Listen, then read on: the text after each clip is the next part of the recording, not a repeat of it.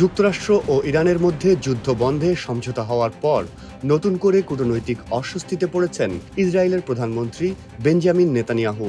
যুক্তরাষ্ট্রের president Donald Trump যখন ইরানের সঙ্গে সংঘাত থেকে বেরিয়ে আসার পথ খুঁজছেন, তখন নেতানিয়াহু এখনও কঠোর অবস্থান ধরে রাখতে চান বলে বিশ্লেষকদের ধারণা।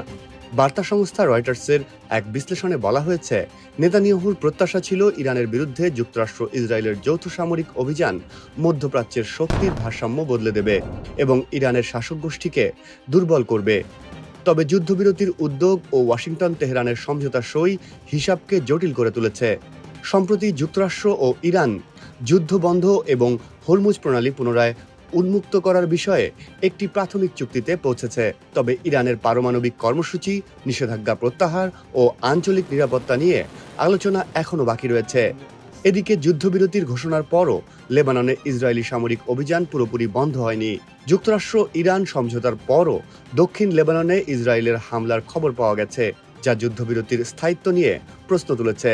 বিশ্লেষকদের মতে, ট্রাম্প প্রশাসন যুদ্ধের সমাপ্তিকে কূটনৈতিক সাফল্য হিসেবে তুলে ধরতে চাইলেও ইসরায়েলের নিরাপত্তা ও ইরানের পারমাণবিক সক্ষমতা নিয়ে দুই মিত্রের মধ্যে মতপার্থক্য স্পষ্ট হয়ে উঠছে। যুদ্ধবিরতি কার্যকর হলে ভবিষ্যতে এই ইস্যুগুলো নতুন উত্তেজনার কারণ হতে পারে। অন্যদিকে জাতিসংঘের মানবাধিকার বিষয়ক প্রধান ফলকার টুর্ক যুক্তরাষ্ট্র ইরান সমঝোতাকে স্বাগত জানিয়েছেন।